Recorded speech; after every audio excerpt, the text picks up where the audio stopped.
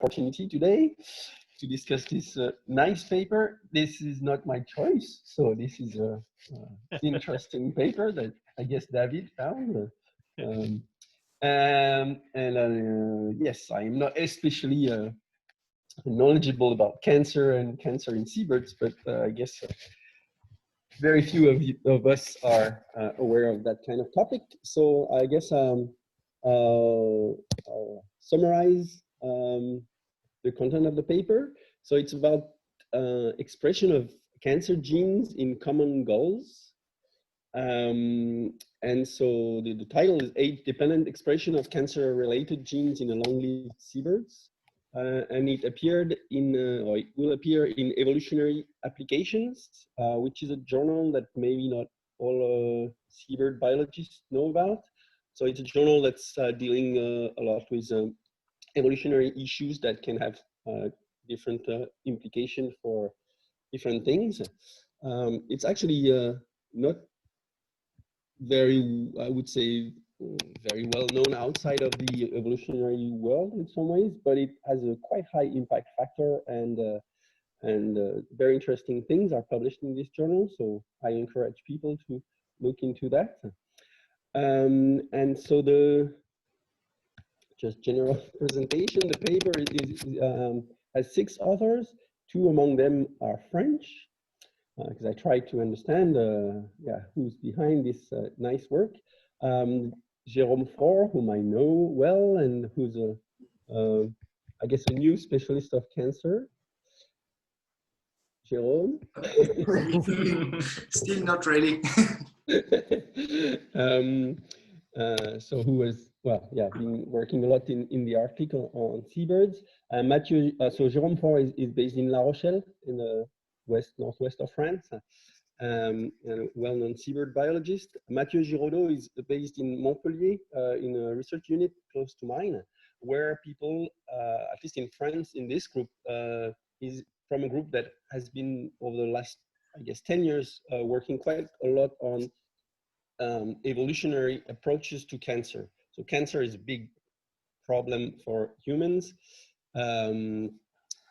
Classical approaches are medical ones, but this team and other teams have been considering evolutionary aspects and ecological aspects of cancer, and with an ultimate goal of potentially maybe providing ideas about how to fight cancer.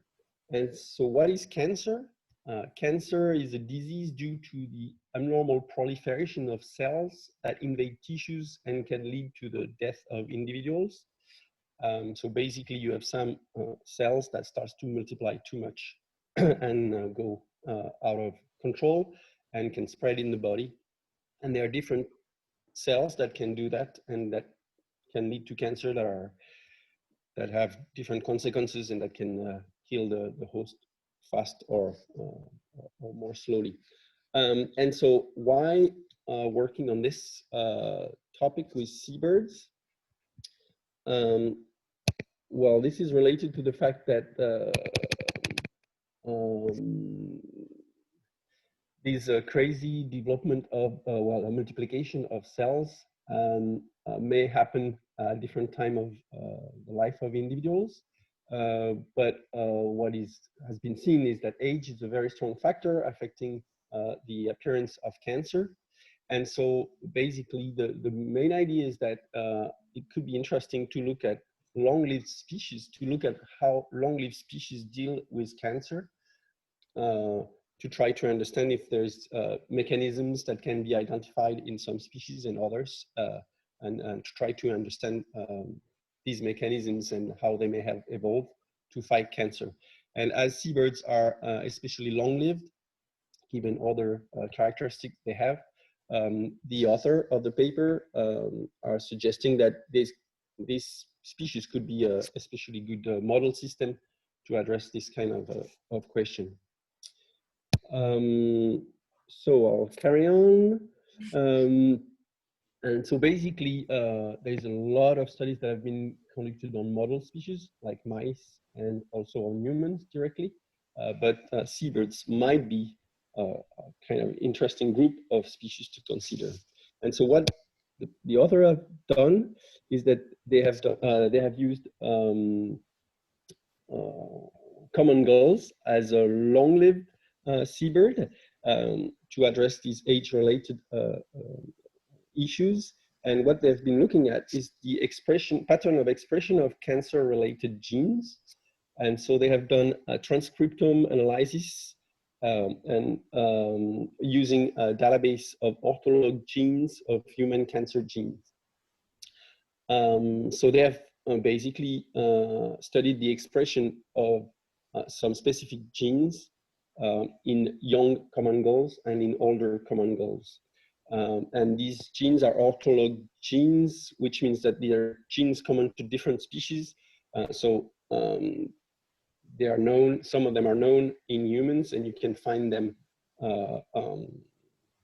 in different species, in a lot of species. And so they have looked for them in common gulls, and they have looked for their expression in the blood of common gulls. And so key issue in terms of seabird biology is that they have based their study on the sampling of known age individuals. So young ones, that's relatively easy, but older ones, quite old individuals. So they have worked on a study colony that has been, as far as I understand, studied for 40 years. So they have some quite old individuals. And so they have run molecular biology analysis on the blood samples that they have taken. Maybe as we seabird biologists here, maybe just some practical issues. So they capture the birds. The birds don't seem to be that easy to capture. And they took blood samples, and an important issue is to prepare the sample, to store the sample relatively fast in at -80, and brought the samples back to the lab, and then ran molecular biology analysis on this. So the details of the analysis, I don't know if maybe I won't go into detail yet, or we can discuss that later on. I've seen that some of the seabird biologists that are listening have quite good knowledge of molecular biology from previous interaction with some of them. So they may also have specific comments on this. And so what they found is that some of the genes are downregulated and some of the genes few are upregulated.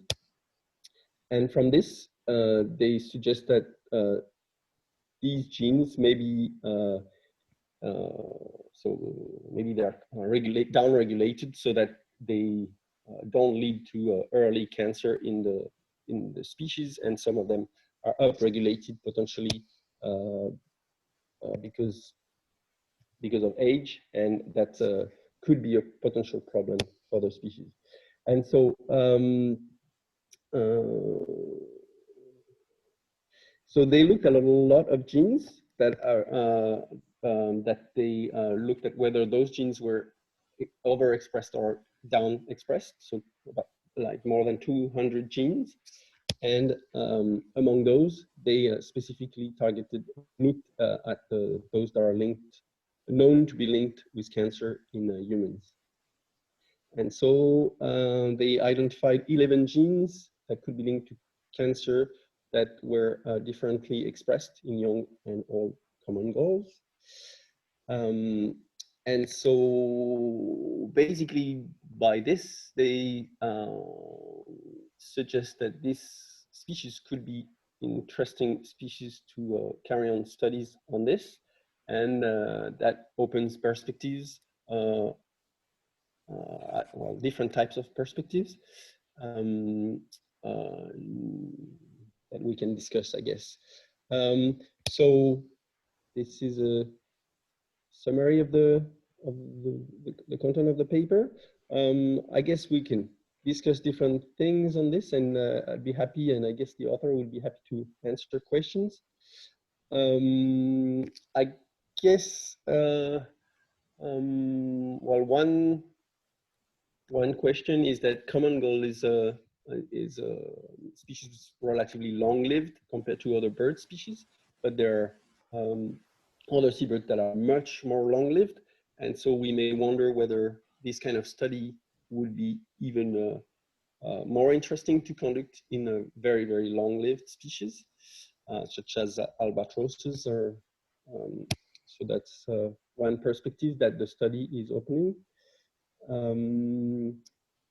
And then we can discuss one kind of, I guess, potential limit of this kind of approach, which is correlative. You go fishing for things that you may think have some effect, but at least as of now, it's difficult to be sure that these genes in these species have actually the effect that have been identified in humans. And so one issue, for instance, is whether evidence of cancer exists in seabirds. Maybe some of the people listening have experience with that. I guess I'll stop there and then we can discuss, or I can carry on, but I'd be happy to interact with, to see if people have comments or thoughts, or if the authors would like to correct what I said. Feel free. Yeah, I think you guys are all unmuted, so please go ahead and... Okay, yeah. So I just wanted to say one thing, that we actually did not have to put the samples into the freezer right on the site, because if you use RNA later or a NEP buffer or whatever, this kind of a buffer, you can actually store them during the day in ambient temperature. Ambient is not that good. We used a box with some ghoul bodies, but this is actually done. It can be done on this kind of wild settings, because of these buffers are really well preserving the DNA and RNA in temperatures around 20 degrees or something like this. And so what about minus 20? Would it be possible to take the samples, keep them for 5 hours at cool temperature, 4 degrees, and then minus 20 for a month or two, and that's minus 80? Yes, yes. This is very good. If you don't, even deep freezing is not that issue. The most important thing about this kind of thing is that you have to put it fast into the buffer, because the RNA otherwise starts to degrade really fast. But if you put it in the buffer, in the buffers, they are really stable. These buffers are really good for this kind of field studies. Okay. I think this is an important point to discuss, given all the potential sampling people that can read this kind of paper. Yeah, it's a good point. Yeah. But I guess the point Thierry was making was that you used methods which may apply in human biology, but the question was that what you found is it actually directly relevant to seabirds? Is it what you were phrasing, Thierry? No, that was actually the practical aspects, because, for instance, if you want a lot of us are dealing with sampling of seabirds, and we may wonder in what conditions, what kind of molecular analysis can be done or not. And this is not obvious to everybody. But in terms of the conclusions of the paper, was it your key question then?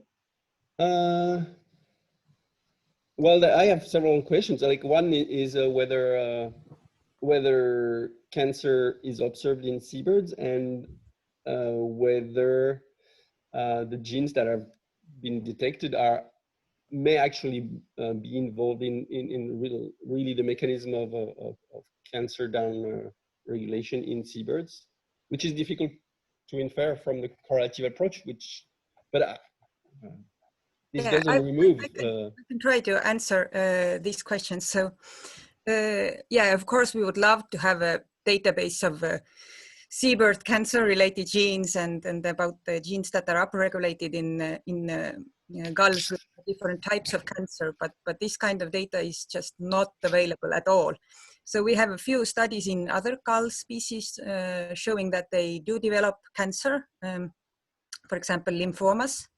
we do not have any studies about any knowledge about gulls dying of cancer, especially like common gulls dying of cancer.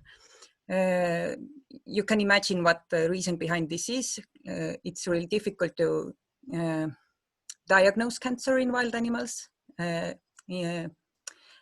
especially birds. They usually die of other reasons before dying of cancer. If their body is weakened by cancer, they probably fall into the sea and we will never recapture them. Actually, we found one dead gull a few years ago on the islet that we are doing the field work, and we are still regretting burying this bird instead of dissecting it.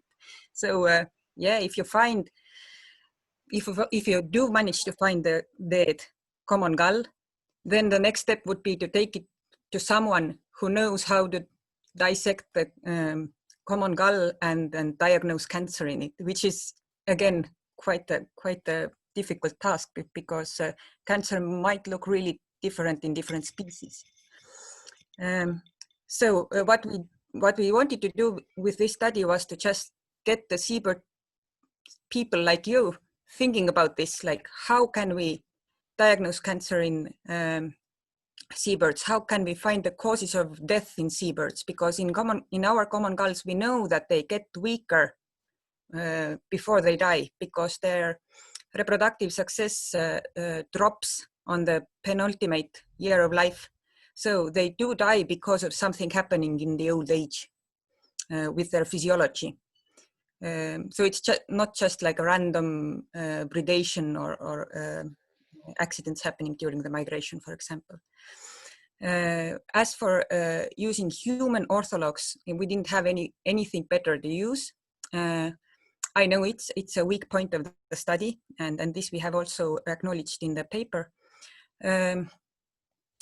But again, we can say that cancer-related genes are quite phylogenetically conserved across species, because it's a really, really old problem for all the multicellular organisms. So we can, we have to acknowledge that this is a human database that we are using, but we can carefully maybe use it. And also maybe Richard can comment on this, but the database also included other species, links to other species. So model species like mice, for example. So yeah, there are probably many more gull-specific cancer-related genes that we do not know about, but we would love to know more in the future. And of course, we would love to see if similar patterns could be found in other seabirds, maybe ones that are even more long-lived than the common gulls. Yes, if I can comment, then every step of going through a database of different things or not meant for this species, it adds a layer of problems, or a layer of things. So what we did was first we found the orthologs of this. Which kind of gene would these kind of transcripts could be using the ortholog database, and this is the step that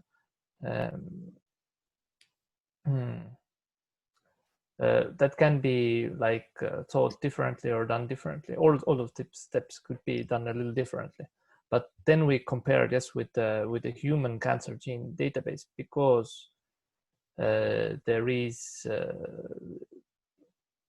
any genes that are related to cancer are best known in humans. The database for humans are just most complete.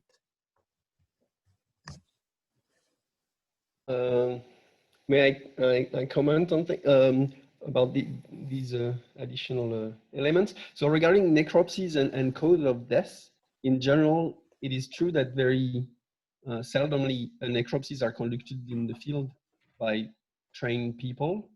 So I work with infectious disease in seabirds notably, and it took us quite a while to actually train people and have this done routinely in some areas where we work. But I guess a lot of the seabird biologists are zoologists. They can do basic necropsies. And for instance, in case, well, I guess in a lot of cancer, when an animal may die of cancer, this may be kind of obvious when you open it. And so as part of standard simplified necropsies for sampling, notably for infectious disease, or not sampling, but for detecting whether the cause of death, I guess a basic sampling of some tissues may be very useful. So like pieces of tissues to be put in formalin for looking at how the cells look, to be sure that it's a cancer or not. That could be one thing that could be, I guess, done by a lot of people.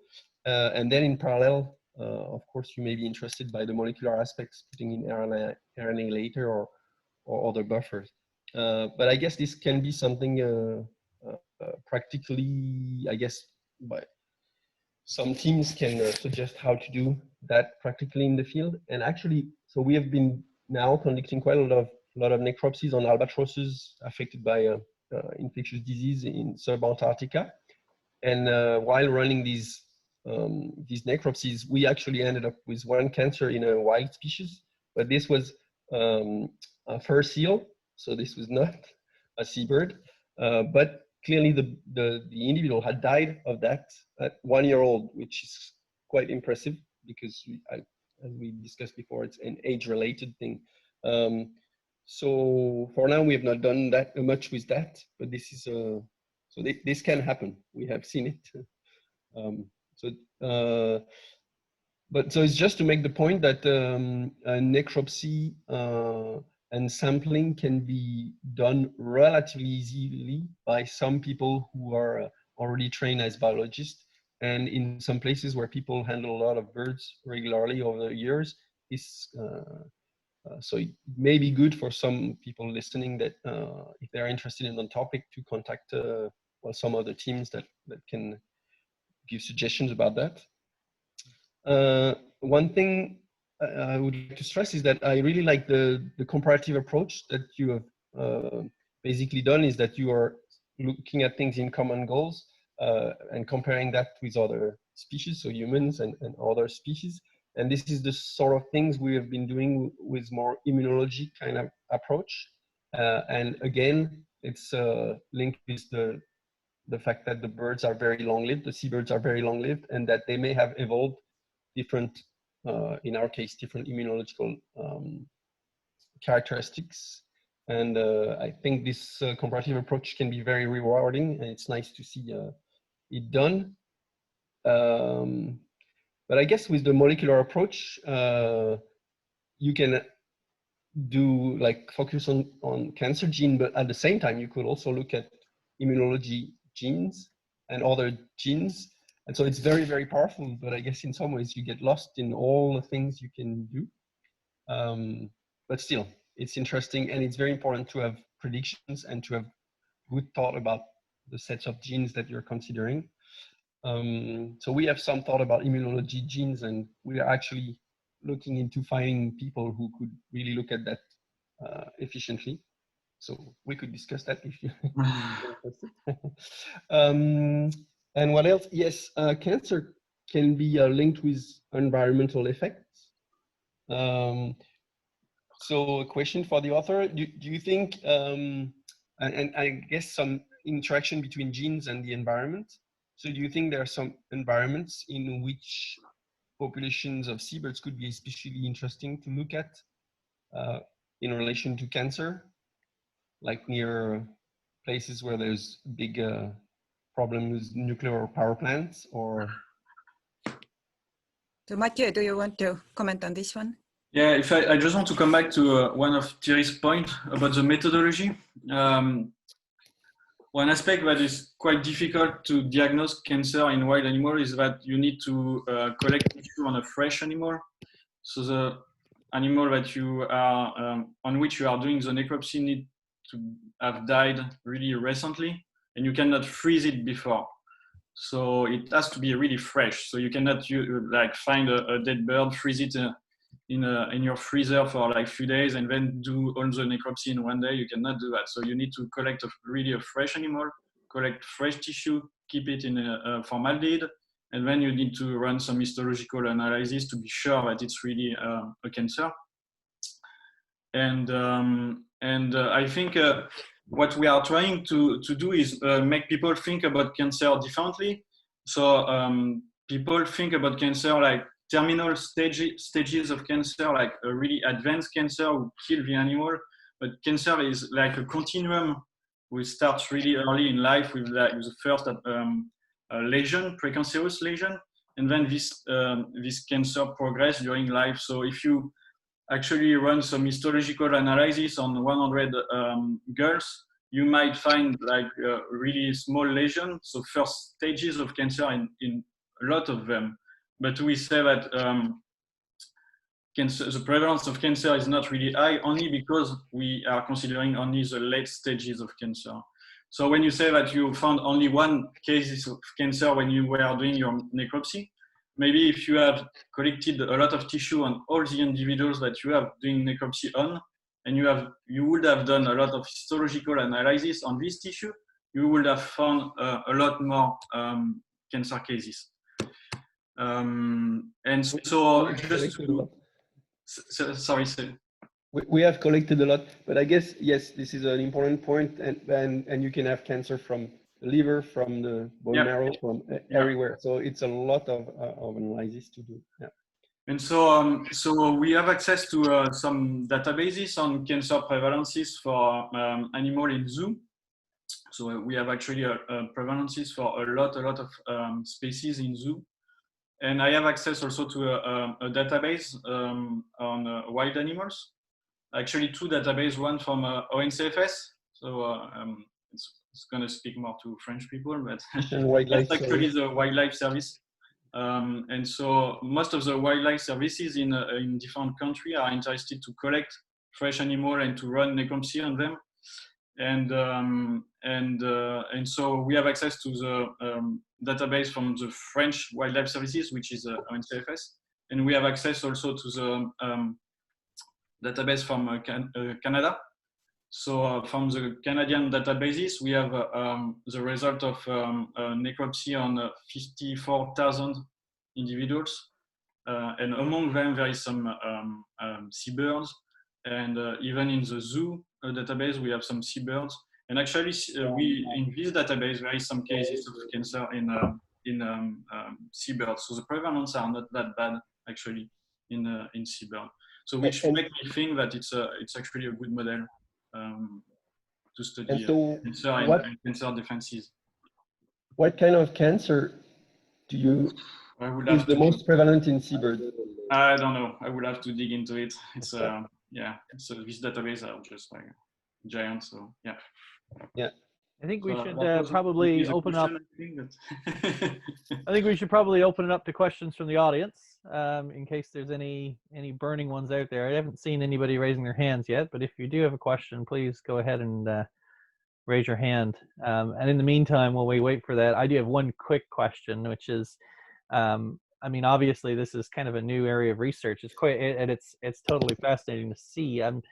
The thing that comes to mind for me immediately is, what are the implications of, say, human refuse on cancer rates in birds? So, like, do we have, if you've got areas where gulls are feeding primarily on garbage dumps, for example, will that increase the rates of cancer in those birds, or is that just something we don't know yet? So yeah, actually we have published like an ideas paper in Nature Ecology and Evolution, suggesting that actually humans can be considered as an oncogenic species for wildlife, because we are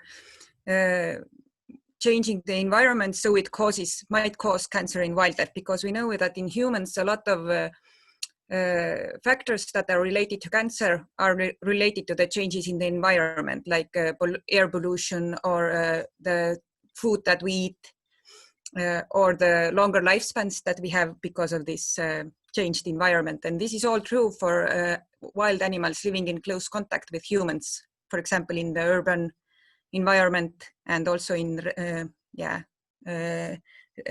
eating from garbage. So of course we think that this is something that should be considered. And also for these gull species, we did measure some pollutants, and yeah, you can probably guess it because Jerome was involved in this study.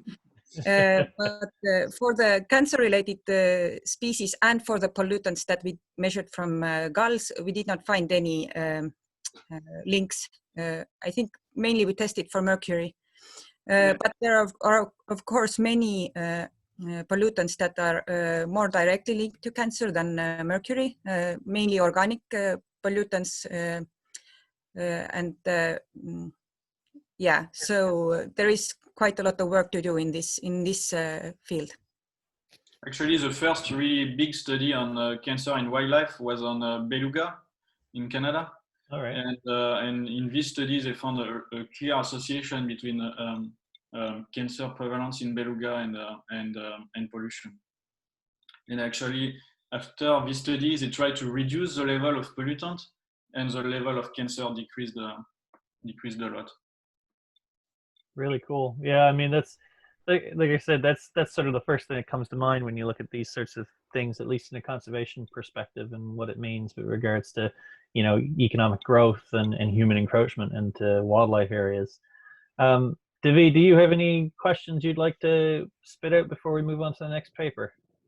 Maybe just a comment. I found the approach really interesting and valuable because, as you know, there's a lot of discussion about aging and senescence in seabirds, and especially the really long-lived species in the petrel and the albatrosses. And so far, I found lots of the petrel and albatross studies dealing with senescence not totally conclusive, or sometimes very edgy in terms of statistics and the power of the test they were using to speak about senescence. So this is why I found this approach and the paper really stimulating, because at once, you know, you have the feeling that a new avenue is opening. And I was just wondering whether this was a cultural shift among researchers, that people were simply not aware that they could tackle this issue, or were there clear methods, barriers which prevented people from looking at cancer and seabirds previously?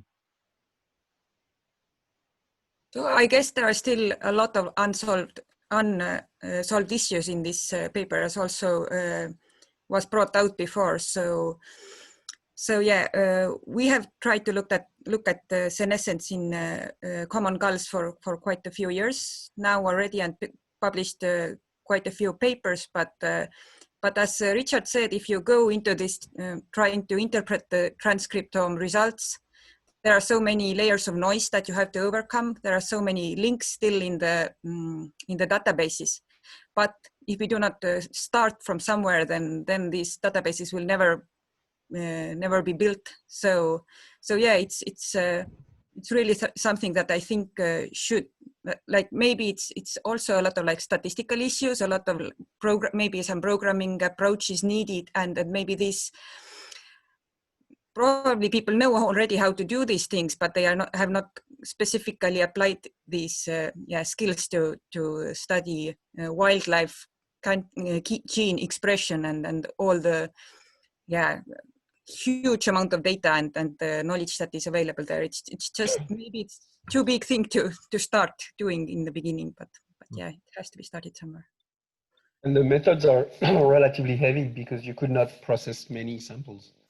Right. Yeah. Really, really expensive. For this 10 birds, I think we paid 5,000 euros for analysis, and actually Richard did most of the computational things. That's actually that it could be much more expensive than it was for us, because Richard could do it himself. Wow, that's really cool. All right, guys. Thank you, Richard, Toul, and Jerome, and Matthew for joining us. I think we'll move on to the next paper before we get too distracted with this super interesting conversation. Thank you, Thierry, for introducing that paper as well. And please stay on the line while we move on to the next paper. I believe we've got two of the authors of the next paper who have joined us. We've got Kanju, who's on board, and Nigel. I will unmute you both. Hopefully I'll be able to unmute you both. Usually takes a few minutes here for this button to work. There we go. Good evening to both of you. Hey, there we go. How are you Hi doing? there. Greetings there. Nice to see you both here. Kanju, you're in where are you? You must be early in the morning for where you are. I'm very early in the morning. Yes. Thanks very much for joining us. That's very brave of you. Yeah, I was about to say I was worried about that, and I thought, oh, we'll keep someone from sleeping with this session. So I go ahead so that we don't run too late. Yeah. So the paper we address now is on seabird bycatch loss in pelagic longline fisheries, and as you saw, we are very fortunate to have the lead author of this paper, Kanzu, with us, who led the work during his postdoc at Virginia Polytech in the US. And we also have Nigel Brothers online with us, and we're very honored to have Nigel because he's been the pioneer of seabird bycatch studies. Nearly 30 years ago, Nigel raised the alarm about the devastating effects of seabird bycatch in the Southern Ocean, and he did this with a landmark paper published in Biological Conservation in '91. So that's the exact same journal as the paper we are reviewing today. And in that paper, Nigel estimated that Japanese longlines killed about 44,000 albatrosses each year, if not many more. And he also wrote that such bycatch could be reduced by 90%. This has been reached in a number of Southern Ocean fisheries, and there are now very successful observer programs which help to keep these numbers low. However, a persistent problem is cryptic seabird bycatch. That means that what is recorded are the birds which are hauled on board at the end of the set and marked as killed by the fishing tools which are used. But actually, this does not record the actual total number of birds exposed to bycatch. For instance, carcasses may be lost during the set. And cryptic seabird bycatch applies to longliners, but also to trawlers, because birds may be caught by the warp, that's the cable which connects the net to the ship. And then the birds are lost once drawn and never recorded as killed.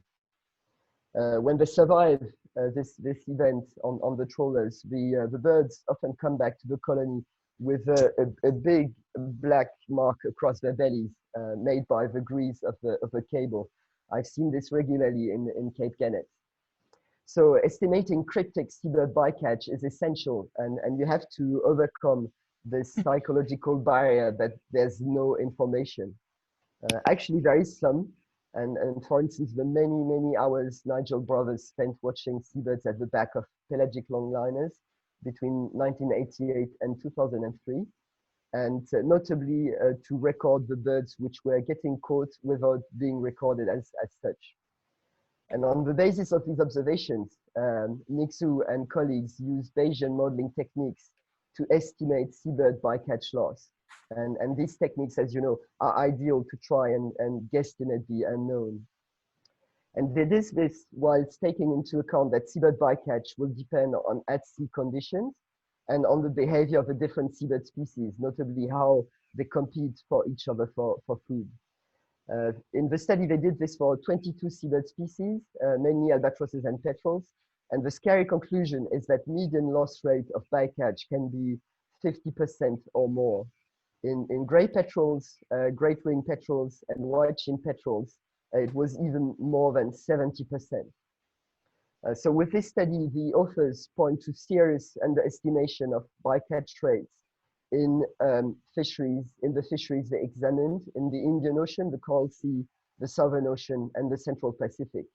And very worryingly, they state that such bycatch loss estimates simply do not exist for the Atlantic Ocean.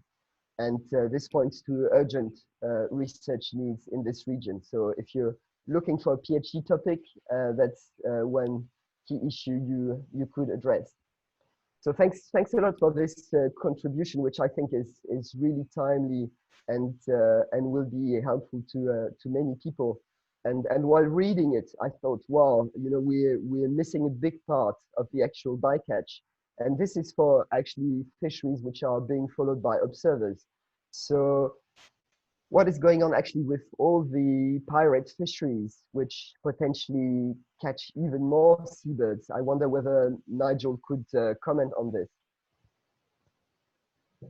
Hi there, David. That was a very impressively knowledgeable summary of this topic. The cancer of the longline hooks is a serious ongoing problem.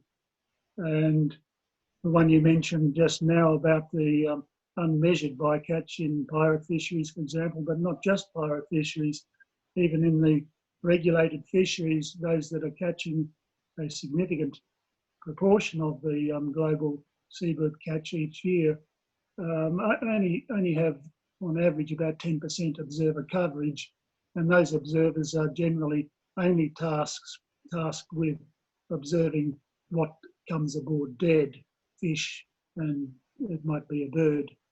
And as you summarised, the problem now appears is that not all birds that get caught on hooks stay on the hooks and are hauled aboard to be accurately recorded. And that's particularly true, as you mentioned, in trawl fisheries. And I guess chasing cancer in gulls might be problematic because of the rare opportunity of getting your hands on the right patient. And that's the same in longline fisheries in particular, where there are an awful lot of birds being killed, but the capture of each bird is still actually a rare event. And to measure rare events is always a problem that requires a huge amount of effort over a potentially long period of time. And to me, this particular study with Can and two other co-authors is particularly significant because these guys went to an old data set with new questions, and they could do that because the original data was made available by myself for that very reason, because I didn't necessarily have all the questions or the expertise, in particular statistical expertise, new stats that come along to apply to a rare data set that so far has been added to very little, if at all, and it's been about 15 or 17 years since I monitored the last hook of this sort come over the side of a boat. Hats off to Can for going looking for this data set and applying his expertise to it. And just to wrap up, I guess we have to remember that 17 of the 22 albatross species are potentially threatened with extinction because of this cause, as are 7 petrel species. It is a real problem, and it is necessary to better quantify the extent of the bycatch and who's responsible for it. It's all very well to know that longline hooks kill a lot of seabirds, but how many by comparison to the other fisheries and by the other causes, like for some species scavenging on tips and getting cancer, for example. Thanks, David. Yeah, thanks a lot. And my next question would be to Kanzu about the results of the paper, because as we saw in the paper and on the graph, there are big differences between species in terms of these bycatch loss rates. And I was wondering whether Can could tell us a little more about these differences between the species and what may explain these different loss rates. Part of the modeling part of this study, and Nigel collected all the data points, and from the data set, I can tell you it's for those with a large loss rate, the majority of the observations are observed, they observed loss, so they have a higher probability of loss. And for the other species that have a lower loss rate, they have just a lower probability. J'ai entendu la plaque tomber. This is as much as I can tell you from the data set. I think Nigel has more to say about how they are caught, whether they're caught by the hooking to their throat or by the entangling through the wire. And I think he can tell you more about that. Yeah, and so these differences between species are still mysterious in some instances. But if I get this right, basically there would be a bias, a sort of positive bias towards larger species, because then the loss rate could be better assessed than in smaller species. Is that correct? I think I looked at the body size, the effect of the body size, but it's not significant here. So it's. And the other question I was interested in is how you transfer this type of knowledge and the conclusions of the paper to managers and observer programs. So how will your conclusions be taken into account by people who put observers onto fishing vessels?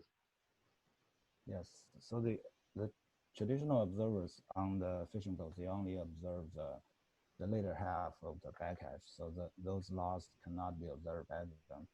And so in another paper, I used the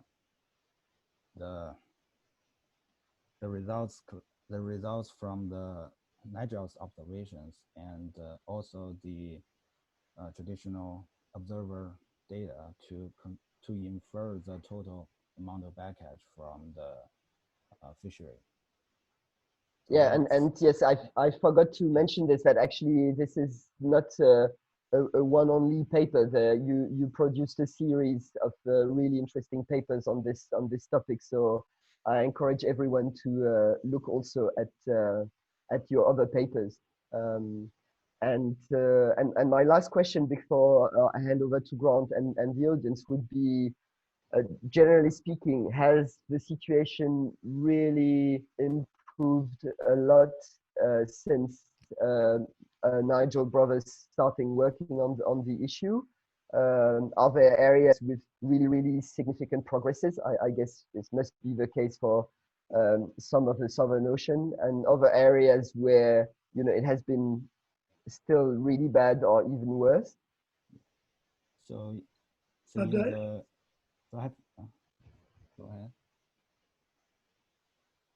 David. Yes, yes, that's a good question.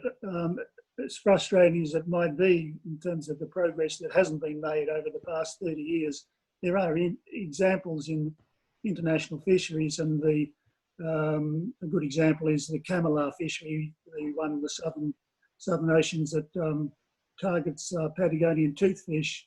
In that fishery, they've reduced the bird bycatch by 90% or more, and some years they have zero bycatch, but that's been achieved by having 100% observer coverage. So you've got a policeman there all the time to ensure that those vessels do use the mitigation measures that are required of them. And that's a big difference in that fishery by comparison to the other fisheries. As I mentioned, 10% observer coverage, if you want to call the observer a policeman. So 90% of the vessels won't see an observer, and we have a very poor information about their uptake of the mitigation measures that nowadays are generally required, even though the ones that are required aren't perfect. They're better than no mitigation. There's been some very interesting recent work done to try and measure the uptake of the mitigation measures, and it's quite depressing. In fact, on the high seas fisheries, the lack of compliance, even with very simple, cost-effective, not so troublesome mitigation measures. And as you said early on, my guess 30 years ago that it would be possible to reduce the bird bycatch by 90%. And the measures, 3 measures that I promoted at that time are the 3 measures now that are still trying to be forced down the necks of fishing industries worldwide. The Agreement for Conservation of Albatrosses and Petrels, which under normal circumstances meets annually, has been very proactive in trying to promote the best practice mitigation measures to fisheries, both international fisheries and domestic fisheries, with pretty moderate success. But everybody's still trying, certainly haven't given up, and there's still ongoing work to find the ultimate mitigation solution. Certainly in the pelagic longline fisheries, there's a reason why people aren't using the measures, and one of those is that perhaps we haven't got the right one yet.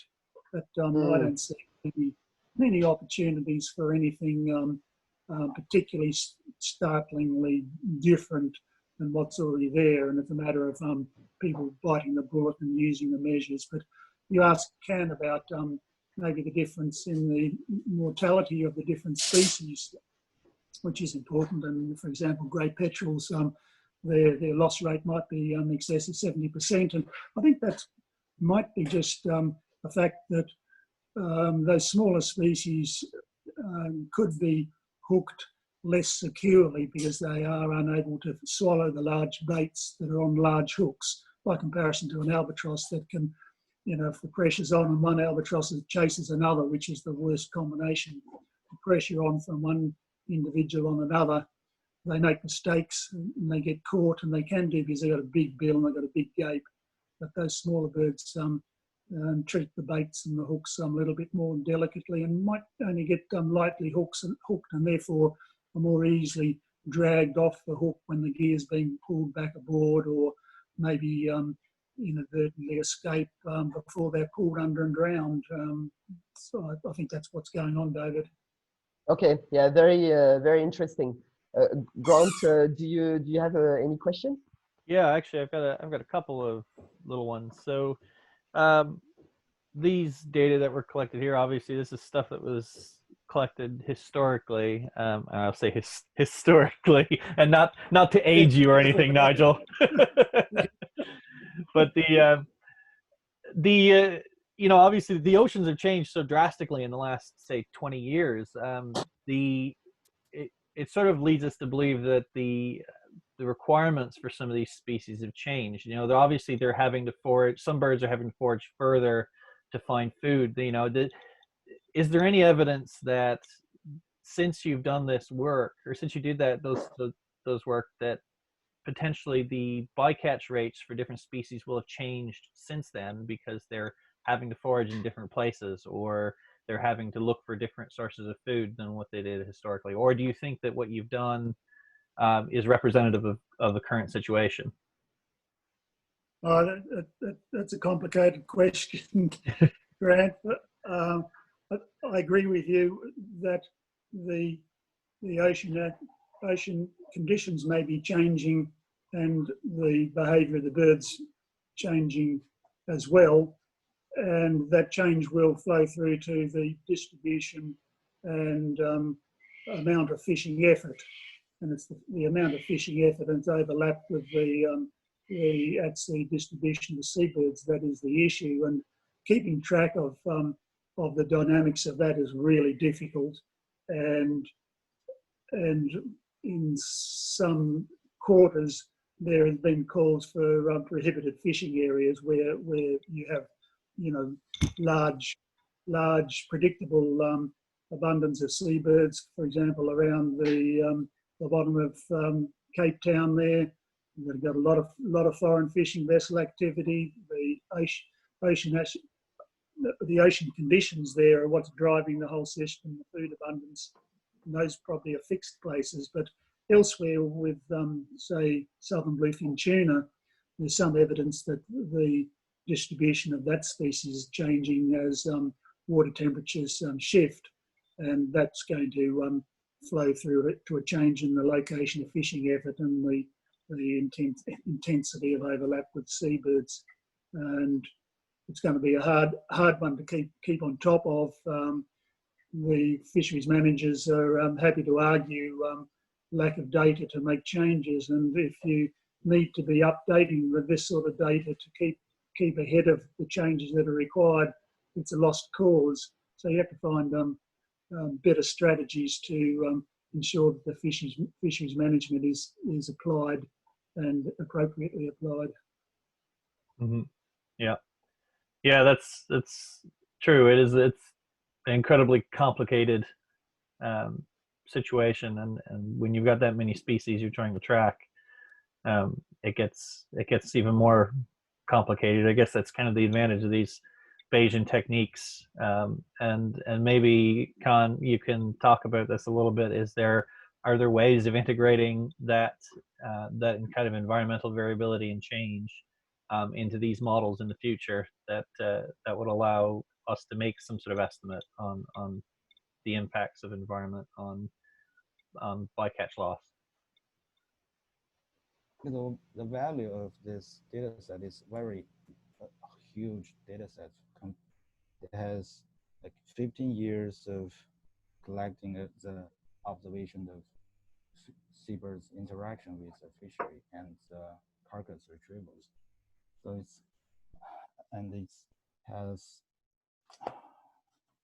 it spans several areas, including the Indian Ocean, the Coral Sea, Southern Ocean, and also the Pacific, but doesn't have any observations in the Atlantic. And we try to propose a study to collect the similar observations in the Atlantic, but the NOAA fishery says it's low priority stuff, so declined.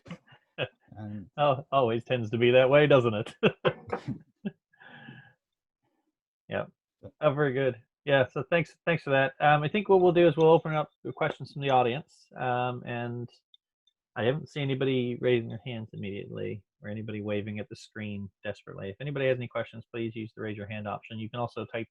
Oh, Nigel is waving. You have a question for yourself, Nigel?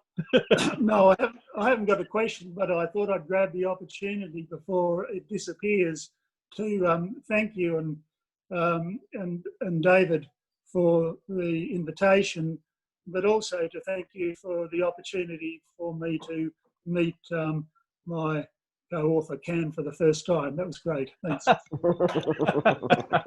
Fantastic. Well, we're happy to facilitate. Thierry, do you have any questions for the authors that you'd like to ask while we're here? Not especially, but I'd be glad to hear some of the younger people. I know there's a lot of ECRs on the call right now. None of them are raising their hands. There must be somebody out there who has a question. In the meantime, maybe Nigel, I know you've been. Oh, here we go. Actually, Stefan's got a question. Look at that. Unmute. Let's see. Is it gonna unmute? Sorry, Stefan. I do see your hand there, and I'm pressing the unmute button, but it's not letting me on. Oh, there we go. You're on. Okay. Hello. I have a quick question. Given that you find very species-specific differences in the loss rate, so if we wanted to apply this across the world and estimate what other species are lost, we can't rely on the same data set. We would have to collect similar data for other species like shearwaters in the Mediterranean or other species in the North Atlantic. And I was just wondering whether you can give us some guidance how many hours of observation you would need to gather enough observation of birds attacking the bait behind the boat to actually estimate the loss rate for different species, because it will likely take quite a lot of effort.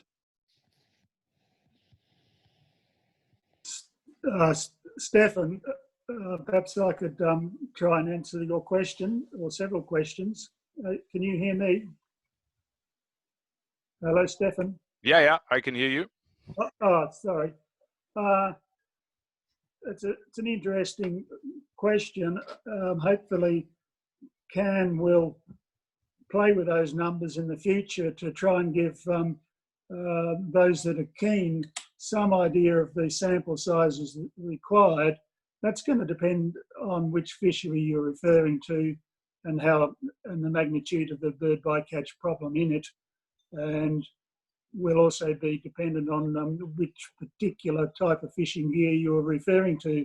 For example, shearwaters in the Mediterranean, you might be referring to demersal longline hooks, whereas we've been primarily or specifically talking about the loss in pelagic longline fisheries, and in particular pelagic longline fisheries targeting the larger species, tunas and billfish, etc., which does have a significant bycatch of other smaller fish species. But the gear type is a factor to consider, and the magnitude of the problem that you're dealing with.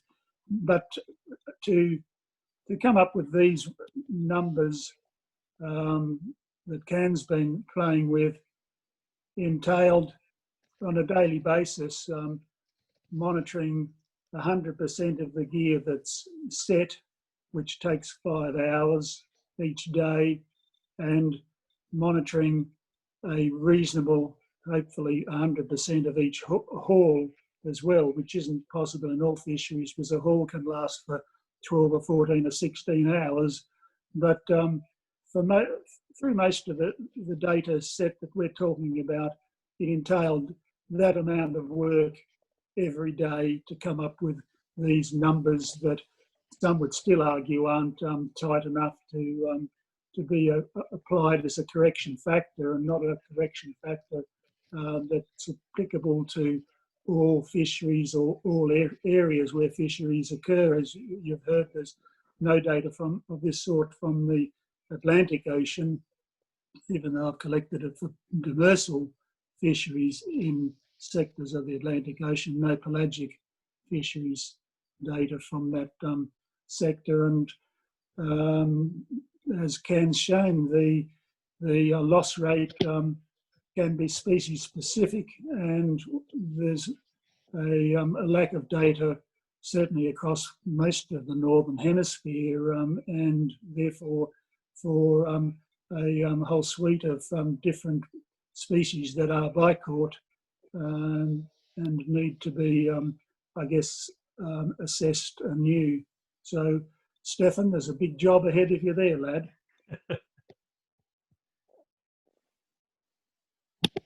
Oh, there we go. All right, thanks, Stefan. All right, do we have any more questions from the audience? I don't see any hands or anything. So in the meantime, I'll just quickly ask, and this is probably mostly directed at you, Nigel. You know, in recent weeks, there's been a few articles coming out on the dangers of being a seabird observer, especially in the high seas. And do you think that that's going to be a major barrier to data collection going forward? Obviously, there's been a couple of cases where fisheries observers have just disappeared off their ships. And is this something that's relatively regional, or is this more widespread? That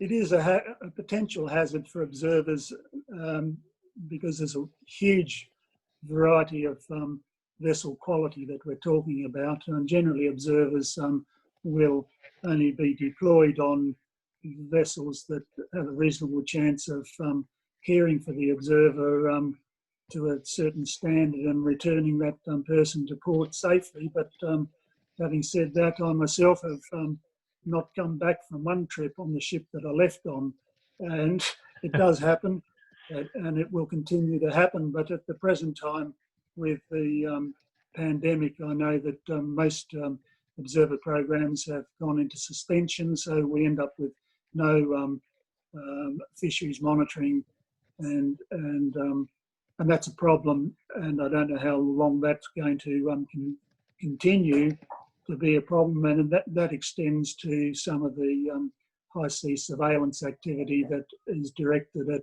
measuring, in part directed at measuring compliance with the mitigation measures. They're no longer doing those compliance activities as a consequence. But back to the the safety of putting observers on these boats, it certainly is a risk, and it's not just a risk for observers. We know that a lot of the people that work in these fisheries that we're talking about are treated appallingly, and that's certainly one aspect of these fisheries that should never be forgotten when you're dealing with the other problems that they do cause, environmental problems. It's a huge problem globally, these international fisheries. And I'm not saying that every boat's a dirty, miserable, uncaring entity, but there are a lot out there that are. Yeah, cool. Thanks for that, Nigel. Now, before we close up, David or Thierry, do you have any more questions for Ken and Nigel while we're here?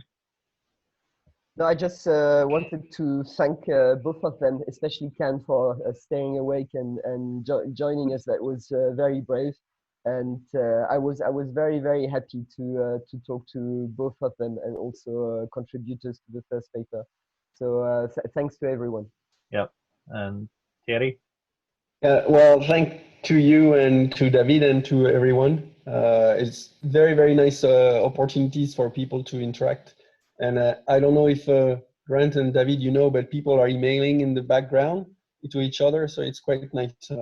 Like you're not only having this group of people interacting directly, but also you're helping people to interact further. So it's quite nice. Yeah, no, it's fun to run. We certainly enjoy meeting and talking with all you guys, and certainly helping to share some of the really cool science going on at the moment.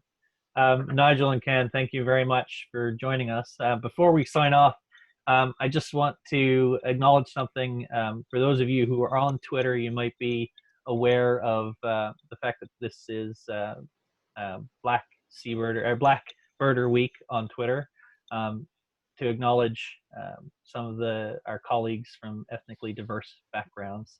So if you are on Twitter, please go and check out that hashtag and see some of the really awesome research that's being done by some of our colleagues who we don't see enough of, unfortunately. So with that, I'd like to again thank the authors for joining us for the two papers. Thank you, Thierry, for joining us as our guest host today. We look forward to seeing you again. David, of course, thank you to yourself for always being the co-hostess with the mostest.